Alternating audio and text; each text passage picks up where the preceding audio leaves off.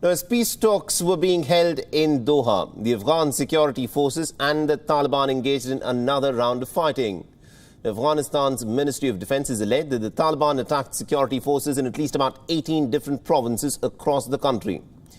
Meanwhile, the Taliban has said that as part of a goodwill gesture, 22 of the Afghan soldiers were released in the Helmand province.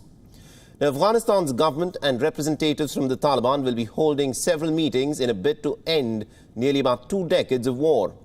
Abdullah, who is the chairman of the High Council for National Reconciliation, has said that their aim is peace and that they wish to end the violence through a political settlement.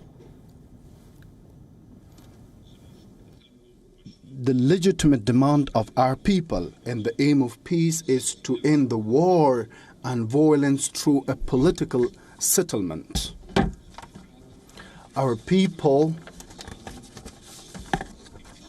want a system based on the Constitution, and they ask for the strengthening of stability of the country because they have suffered enough and experienced the worst in the absence of a functioning system. The current conflict has no winner through war and military means, but there will be no loser if the crisis is resolved through submission to the will of the people.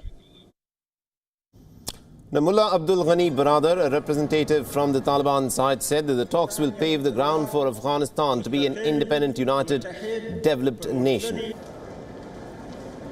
We will pave the ground in Afghanistan, and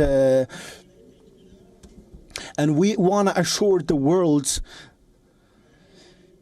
that they also pay attention and try for the peace negotiations to be successful and conclusive. And we want that Afghanistan be an independent, united, developed country. Now, the talks come months after the US signed two separate but related deals with the Taliban and the Afghan government in February this year. Now, both the deals have paved the way for both parties involved in Afghanistan to come together to the negotiating table. The political observers say that bringing both the opposing parties together is some kind of a victory for US President Donald Trump on the foreign policy front. Now, the US Secretary of State Mike Pompeo has thanked all of the United States allies for their support in what he has called as a long struggle to end the war, and also for the United States to be allowed to withdraw from Afghanistan. The United States will never forget the solidarity of our many allies and partners who have stood with us in the long struggle to end this war.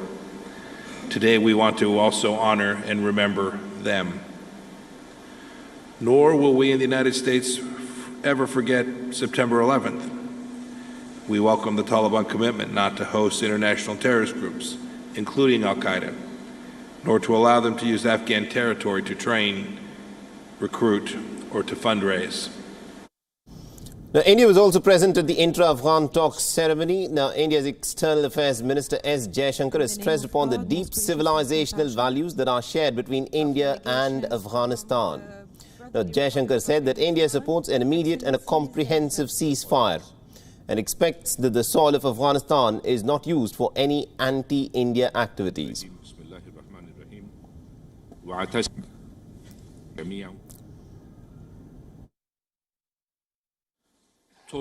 Any peace process must be Afghan-led, Afghan-owned, and Afghan-controlled.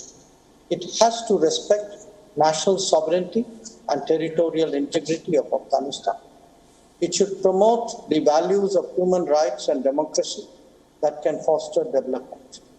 The interests of the minorities, women, and vulnerable must be ensured. And most important, the issue of violence across the country and its neighborhood has to be effectively addressed. The rising levels of violence cannot be allowed to continue, and like others, we support an immediate, comprehensive ceasefire. Our friendship with Afghanistan is strong and unshakable. We have always been good neighbors and will always be so. Our expectation is that the soil of Afghanistan should never be used for any anti-India activities.